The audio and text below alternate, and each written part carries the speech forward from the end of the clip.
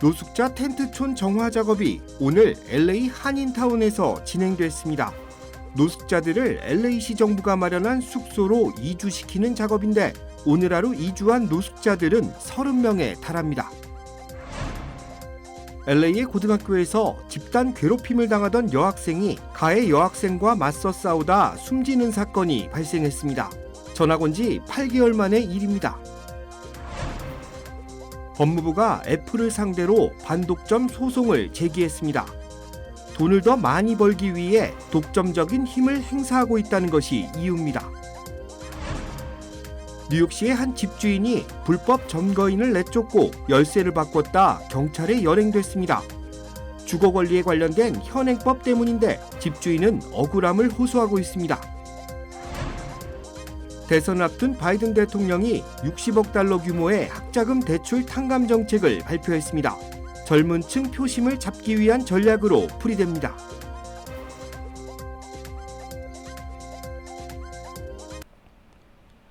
시청자 여러분 안녕하십니까? KBS 아메리카 뉴스입니다. 노숙자 텐트촌 정화 작업이 오늘 LA 한인타운에서 진행됐습니다. 노숙자들을 LA시 정부가 마련한 숙소로 이주시키는 작업인데 오늘 하루 이주한 노숙자들은 30명에 달합니다. 이우수 기자가 취재했습니다. 학교 담장과 마주한 공터에 텐트가 자리 잡고 있습니다. 이 텐트촌에는 30명이 넘는 노숙자들이 머물고 있는데 넘쳐나는 쓰레기 더미에 악취가 진동하는 등 위생적으로도 큰 문제를 야기하고 있습니다. 보다 안전하고 깨끗한 LA시를 만들기 위한 43번째 작전이 오늘 오전 LA 한인타운에서 이어졌습니다. 오늘 오전 7시부터 시작된 이번 작전은 캐런 베스 시장이 추진하고 있는 인사이드 세이프 프로그램의 일환으로 마련됐습니다. 노숙자들을 안전한 곳으로 이주시키는 한편 불법으로 점거된 거리를 정화하는 것이 목적입니다. This morning, this is the 43rd Inside Safe operation for Mayor Karen Bass. We're excited to be able to do it right out here in front of this park. 노숙자들이 떠난 장소에는 쓰레기 더미와 텐트가 가득했습니다. LA시 정부는 대규모 인력을 투입해 철거와 소독 작업을 이어갔습니다. LA시 정부가 마련한 숙소에 갈 것을 결정한 노숙인들은 짐을 챙겨 버스에 올랐고 반려동물과 어린이를 동반한 노숙자들도 속속 이주에 동참했습니다. 이 장면을 지켜본 한 남성은 LA 한인타운이 보다 안전하고 깨끗해질 수 있기를 희망한다고 전했습니다. 기쁜 마음이 들어요. 좀 깨끗해지고 그다음에 왔다 갔다 하는데 지장이 없고요. LA시 정부는 노숙자들을 효과적으로 수용하기 위해 모텔과 호텔을 제공하고 있습니다. 하지만 이들을 모두 이주시키고 관리하기 위해서는 막대한 예산 지출이 불가피할 것으로 보입니다. 단기간 이루어지는 정화 사업이 아닌 궁극적인 해결책이 절실하다는 지적입니다. KBS 뉴스 이우수입니다. LA 지역의 한 고등학교에서 교내 괴롭힘을 당하던 여학생이 가해 여학생과 맞서 싸우다 숨지는 일이 벌어졌습니다. 사우스 LA에 위치한 매뉴얼 아츠 고등학교 화장실에서 지난 9일 피해자 샤일리 메지아가 가해 학생과 맞서 싸우다 머리를 크게 다쳐 병원으로 옮겨졌지만 결국 지난 15일 사망했습니다. 의료진은 메지아가 뇌 손상으로 발생한 출혈이 사망 원인이라고 밝혔습니다. 숨진 메지아는 이 고등학교로 지난 8개월 전 전학 온 것으로 알려졌습니다. 숨진 여학생의 어머니는 메지아가 전학 온 몇 달 후부터 온몸에 멍이 든 채 집으로 돌아와 상처 사진 등을 찍어 학교 측에 알렸지만 학교는 아무런 조치도 취하지 않았다고 밝혔습니다. LA 경찰국은 현재 사건을 조사 중으로 학교 측은 조사에 성실히 임하고 있다고 말했습니다. 한편 지난해 월레터브 조사에 따르면 10대 청소년 10명 중 2명이 왕따나 괴롭힘을 당하고 있는 것으로 나타난 바 있습니다. 미 법무부가 애플을 상대로 반독점 소송을 제기했습니다. AP통신에 따르면 오늘 법무부는 뉴저지주 연방법원에 애플이 아이폰에 대한 독점적인 지위를 이용해 광범위하고 지속적이며 불법적인 행위에 관여했다는 소송을 제기했습니다. 애플이 경쟁업체가 아이폰의 하드웨어와 소프트웨어 기능에 접근하지 못하도록 차단함으로써 산업 성장과 소비자 가치를 저해해 독점 금지법을 위반했다는 이유입니다. 법무부뿐만 아니라 16개 주정부 법무장관들도 참여해 대규모 소송전을 예고했습니다. 법무부는 지난 14년 동안 반독점법 위반 혐의로 애플을 2차례 제소한 바 있으나 애플이 불법적으로 지배적 지위를 유지했다고 주장하는 소송은 이번이 처음입니다. 법무부는 애플은 사용자가 아이폰에 덜 의존하도록 하는 앱이나 제품, 서비스를 훼손하고 있다면서 소비자, 개발자, 컨텐츠 제작자 등으로부터 더 많은 돈을 벌어들이기 위해 독점적인 힘을 행사하고 있다고 밝혔습니다. 애플은 최근 음원 서비스와 관련해 지배적 지위를 남용했다면서 유럽연합 EU로부터 19억 5천만 달러의 과징금을 부과받은 바 있습니다. 뉴욕시 퀸즈의 한 집주인이 자신이 소유한 집에 들어와 살던 불법 점거인을 내쫓고 열쇠를 바꿨는데요. 경찰이 출동해 집주인을 연행해 주민들의 분노를 사고 있습니다. 자세한 소식 KBTV 김은지 기자가 전해드립니다. 아델 안달로로는 부모님이 생전에 사셨던 집을 물려받아 소유하고 있습니다. 그런데 어느 날 비어있던 이 집을 점거한 복수의 불법 거주자들을 발견했습니다. 이에 아델은 지난 19일 자신의 집에서 한 여성이 나오자 집 문이 열려 있을 때 안으로 들어가 집 안에 있던 또 다른 두 남자를 내쫓았습니다. 이어 열쇠공을 불러 자물쇠를 교체했습니다. 그러자 쫓겨난 남성들이 아델과 실랑이를 벌이다 결국 경찰에 신고했는데 출동한 경찰은 자물쇠를 바꾼 혐의로 아델을 체포했습니다. 아델은 경찰에게 주택 소유권 서류를 증명했지만 그럼에도 불구하고 경찰은 아델의 손목에 수갑을 채웠습니다. So Adele, you're getting arrested right now? Being arrested For what? for being in my own home. 경찰이 불법 점거인들 대신 아델을 체포한 이유는 뉴욕시의 주거 권리와 관련한 현행법 때문입니다. 불법으로 빈집에 들어갔어도 일정 조건만 만족시키면 주거 권리를 주장할 수 있다는 것인데 구체적으로는 개인 소지품을 가지고 최소 30일 동안 집에 머물렀다는 것을 증명할 수 있는 사람은 누구나 세입자로 선언될 수 있다는 내용입니다. 미국의 각 주마다 불법 점거인에 대한 문제를 각각 다르게 규제하고 있지만 적어도 뉴욕시의 현행법은 집주인의 권리보다 불법 거주자의 권리를 더 존중하는 것처럼 보입니다. 행여나 불법 점거인을 발견하고 집을 보호하기 위해 섣불리 내쫓았다간 체포될 수 있다는 것입니다. 이 같은 현행법은 많은 부동산 소유주들에게 좌절감을 주고 있으며 이번 아델의 사건을 통해서도 주민들이 분노를 표하고 있습니다. 불법 점거, 하우스 스쿼팅이란 소유주의 허락 없이 무단으로 주택이나 건물에 침입해 불법적으로 점거 및 거주하는 행위를 뜻합니다. 팬데믹 이후 미국에서는 렌트비와 물가지수가 치솟으면서 경제적 이유로 인해 주거지를 잃은 홈리스가 급증하고 있고 이에 하우스 스쿼팅 문제가 전국적으로 덩달아 급증하고 있습니다. 비어있는 부동산을 가지고 있는 소유주들의 경우 주기적으로 불법 점거인이 없는지 확인하는 것이 필요하며 불법 점거인을 발견할 경우에는 법원에 정식으로 퇴거 소송을 내야 합니다. KBTV 뉴스 김은지입니다. 조 바이든 대통령이 11월 대선을 앞두고 60억 달러 규모의 학자금 대출 탕감 정책을 발표했습니다. 바이든 대통령은 오늘 성명을 통해 교사, 간호사, 소방관 등 공공영역 근로자 약 7만 8천 명의 학자금 대출을 탕감한다고 밝혔습니다. 총액은 약 60억 달러에 이릅니다. 바이든 대통령은 올해 들어 매달 학자금 대출 탕감 정책을 발표하고 있는데 1월엔 7만 4천 명을 대상으로 하는 50억 달러 규모, 2월에 15만 3천 명에 대한 12억 달러 규모의 학자금 대출 탕감을 각각 발표한 바 있습니다. 바이든 대통령은 이날 성명에서 나는 고등교육이 기회의 장벽이 아니라 중산층으로 가는 티켓이 되도록 하겠다고 약속했다며 더 많은 사람에게 학자금 부채 탕감을 해주고 중산층을 출발점으로 삼는 경제, 아래에서 위로 올라가는 경제를 건설하기 위해 모든 가용한 수단을 동원할 것이라고 밝혔습니다. 한편 학자금 대출 탕감 정책에 대한 반발도 거세지고 있습니다.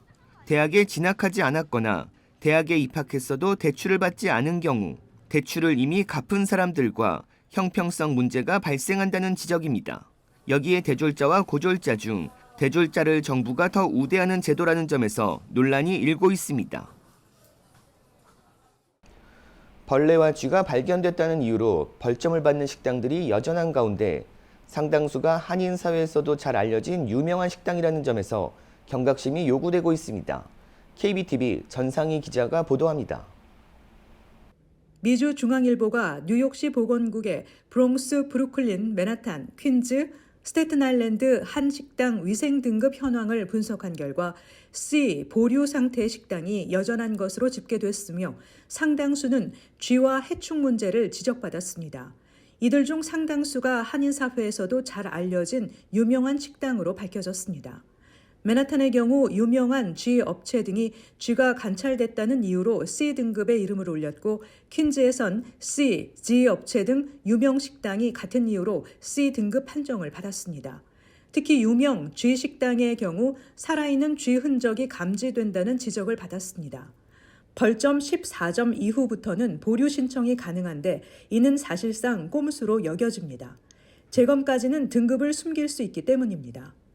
보건국에 따르면 조사관은 시에 있는 약 2만 7천 개 식당을 각각 불시 검문하며 식품 안전 규정을 토대로 벌점을 매기고 있습니다. 복장, 손톱 등 개인 위생 상태, 식재료 보관과 조리 방식, 운반, 식품 준비 온도, 수압, 식기 상태, 해충, 쥐 현황, 배수 상태 등을 모두 확인합니다. 특히 쥐의 흔적 등은 심각하게 여기고 있습니다. 벌점은 A, B, C로 매겨집니다. 최근 C등급을 받은 한 식당 관계자는 조사관들이 불시에와 초파리 몇 마리 보인다고 과장의 보고서를 올리니 언젠가부터 등급을 무시하게 됐다고 호소했습니다. 지난달 C등급을 받은 또 다른 한 식당 관계자는 시에서 직원들이 다녀가면 개선점을 적어주니 그걸 따라 청소에 더 신경 쓰긴 한다면서도 자신의 업체가 무슨 등급인지는 모르겠다고 말했습니다. 한 한식당 단체 관계자는 발효식품에 대한 이해의 차이 등에서 오는 과거의 기준 논란은 이제 전혀 없다며 시 기준이 맞다고 전했습니다. KBTV 뉴스 전상입니다. 연방하원이 어제 시민들의 민감한 개인정보를 중국, 북한 등 적국에 제공하는 것을 금지하는 법안을 만장일치로 통과시켰습니다. 하원 에너지 상무위원회는 무단으로 개인 데이터를 수집해 거래하는 이른바 데이터 판매책이 시민의 민감한 개인정보를 적대국에 넘기는 것을 금지하는 법안을 찬성 141표, 반대 0표로 가결했습니다. 미국이 적국으로 지목한 국가로는 중국, 북한, 이란, 쿠바, 러시아, 베네수엘라 등입니다. 법안은 연방거래위원회가 위반 행위에 대한 벌금 5만 달러 이상을 부과할 수 있도록 하는 권한을 부여했습니다. 하원은 일주일 전인 13일에는 중국 모기업 바이트댄스가 틱톡을 6개월 내 매각하지 않으면 미국 내에서 틱톡 서비스 제공을 금지하는 이른바 틱톡 금지 법안을 압도적으로 가결했습니다. 미 정치권은 바이트댄스가 중국 정부에 예속돼 있으며 미국 틱톡 사용자의 데이터를 중국 정부에 넘길 수 있다는 우려를 제기하고 있습니다. 조 바이든 대통령은 틱톡 금지 법안이 의회를 통과할 경우 법안에 서명하겠다는 입장을 밝혔습니다. 말기 신장 질환을 가진 60대 남성이 세계 최초로 유전자 교정을 받은 돼지의 신장 이식을 받는 데 성공했습니다. 매사추세츠 종합병원은 말기 신장 질환을 앓고 있는 흑인 남성 환자에게 지난 16일 4시간에 걸쳐 이러한 수술을 진행했습니다. 병원 측은 현재까지 환자가 잘 회복하고 있고 곧 퇴원할 예정이라고 밝혔습니다. 이로써 이 60대 환자는 유전자 변형 돼지로부터 새로운 신장을 이식받은 최초의 인간이 됐습니다. 돼지 신장은 앞서 뇌사 환자에게 이식된 적이 있지만 살아있는 사람에게 이식된 것은 이번이 처음입니다. 최근 2명의 환자에게 돼지 심장이 이식됐지만 모두 2개월도 채 생존하지 못했습니다. 병원 측은 이번 수술에 대해 환자에게 더 쉽게 이용할 수 있는 장기를 제공하기 위한 노력에 중요한 이정표라고 밝혔습니다. 북한이 해킹으로 최근 6년간 약 4조 원의 수익을 올린 것으로 드러났습니다. 고은희 기자가 보도합니다. 북한이 차세대 타격 수단으로 꼽는 초대형 반사포, 전술핵 탑재 가능성을 암시하며 관련 시험에도 나섰습니다. 초대형 방사포탄에 의한 목표 상공 설정 고도에서의 공중 폭발 모의 시험도 진행됐습니다. 국제사회 제재로 외화벌이가 막힌 북한이 이처럼 핵 미사일 개발을 계속할 수 있는 건 해킹 등 사이버 공격으로 벌어들인 자금 덕인 걸로 드러났습니다. 유엔 안보리 대북제재위원회가 발간한 보고서에 따르면 북한은 지난해에만 17차례 가상화폐를 가로챈 거로 의심되는데 그 규모가 약 1조 원이나 됩니다. 북한은 이렇게 최근 6년간 58건의 가상화폐 탈취로 약 4조 원을 벌어들인 거로 추정됩니다. 이렇게 확보한 자금이 전체 외화벌이의 절반을 차지했고 핵미사일 개발 재원의 40%를 충당했다는 게 유엔 전문가들의 판단입니다. 또 북한은 40여 개국의 10만여 명의 노동자 파견과 중국 등 최소 5개 국가에서의 식당 운영으로 2조 원대의 수입을 올린 거로 추산됩니다. 이렇게 벌어들인 외화로 김정은 일가는 고급 승용차와 명품 가방 등 사치품을 사들였는데 제3국을 통한 우회 수입이 는 것으로 파악됐습니다. 북한에 대한 대북 제재의 효율성이 지속될 수 있도록 국제기구를 포함하여 우리 양자 다자 차원에서의 외교적 노력을 계속 기울여 나갈 것입니다.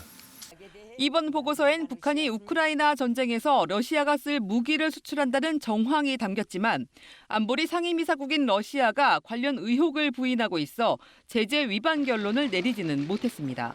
KBS 뉴스 고은입니다. 미국이 가자지구 휴전을 촉구하는 결의안을 유엔 안보리에 제출했습니다. 보도에 우수경 기자입니다. 최근 이스라엘과 갈등을 빚어온 미국이 강력한 압박에 나섰습니다. 중동을 방문 중인 토니 블링컨 미 국무장관은 휴전 촉구 결의안 초안을 유엔 안보리에 제출했다고 밝혔습니다. قرار أو مسودة قرار مطروحة أمام مجلس الأمن ويطالب بوقف إطلاق النار وإطلاق سراح الرهائن ونأمل ما نأمله أن الدول سوف تقوم بدعم هذا القرار. 이스라엘에 대한 사실상의 최후 통첩으로 해석됩니다. 미국은 지난해 10월 전쟁 시작 이후 이스라엘의 자기 방어권을 이유로 동맹인 이스라엘을 지지해왔습니다. 다른 나라들이 안보리에 제출한 휴전 촉구 결의안도 3차례나 거부했습니다.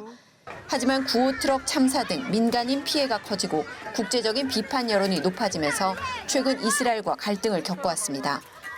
미국 입장에선 구호품 통로이자 피난민 140만 명이 몰린 라파에 대한 지상 작전은 용납하기 어려운 것으로 보입니다.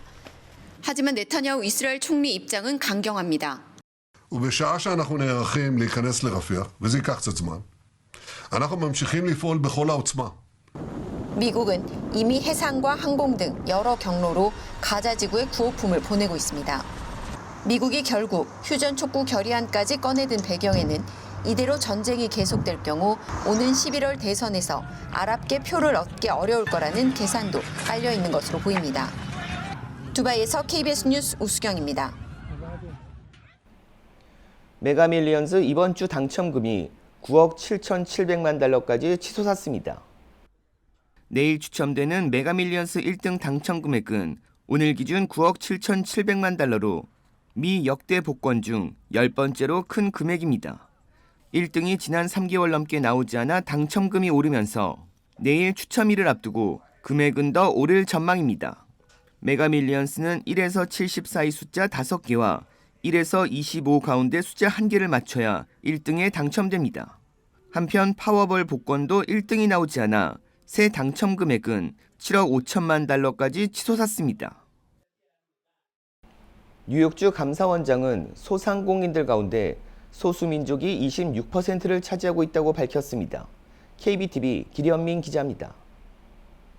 뉴욕주 감사원이 뉴욕주 내 소상공업 소유주와 관련된 보고서를 발표했습니다. 토마스 디나폴리 뉴욕주 감사원장은 뉴욕주 스몰 비즈니스 오너 가운데 26%가 소수민족인 것으로 조사됐다며 이는 전국 평균인 21%보다 높다고 밝혔습니다. 스몰 비즈니스를 운영하는 소수민족 중에서는 아시안 비율이 17%를 차지하며 가장 높은 것으로 집계됐습니다. 미 전역에서 아시안 소상공인 비율이 11%인 것과 비교해도 뉴욕주 아시안 스몰 비즈니스 오너는 높은 수준입니다. 디나폴리 감사원장은 뉴욕 주민들은 매우 높은 사업가 정신과 도전 정신, 추진력을 가지고 있다며 이 같은 정신은 팬데믹이라는 어려운 시기에도 이어졌다고 평가했습니다. 이어 입법 관련 공무원 및 주정부는 다양성과 도전 정신이 있는 뉴욕주 소상공인들을 지원하고 육성하기 위해 다양한 이니셔티브를 제공해야 한다고 강조했습니다. 뉴욕주 거주 히스패닉 비율은 19%이지만 스몰 비즈니스 운영에 있어서는 5.9%를 차지하는 데 그쳤고 뉴욕주 내 흑인 인구는 14%이지만 흑인 스몰 비즈니스 오너는 단 3%에 불과했습니다. 뉴욕주 소상공인 중 외국에서 출생한 소유주는 28%로 외국 태생 주민이 소상공인으로 발전하는 비율이 더 높은 곳으로 집계됐으며 이는 전국 평균 외국 태생 소규모 사업주 18%에 비해 현저히 높은 수치입니다. 디나폴리 원장은 엠파이어 스테이트 디벨롭먼트의 중소기업 부서에서는 소상공인에게 무료로 비즈니스 멘토링을 제공하는 비즈니스 멘토 뉴욕 프로그램을 운영 중에 있으며 교육 및 기술 지원, 커뮤니티 지원책을 교육하고 있다며 소상공인들이 다양한 지원 프로그램을 알아보고 그 혜택을 누리길 바란다고 조언했습니다. KBTV 뉴스 김현민입니다. 지난해 11월부터 올해 1월까지 판매된 스타벅스 세라믹 머그컵 44만여 개가 리콜됐습니다. 소비자 제품안전위원회에 따르면 스타벅스 홀리데이 기프트 머그컵이 리콜 조치됐습니다. 뜨거운 액체를 담거나 전자레인지에 돌리면 손에 화상 또는 열상을 입을 수 있기 때문입니다. 컵을 제작한 네슬레에 따르면 총 12건의 신고가 접수됐고 이 중 10건은 손해 화상과 열상으로 출혈이 발생했습니다. 반품은 네슬레 홈페이지를 방문해 리콜 폼을 접수하면 보상받을 수 있습니다.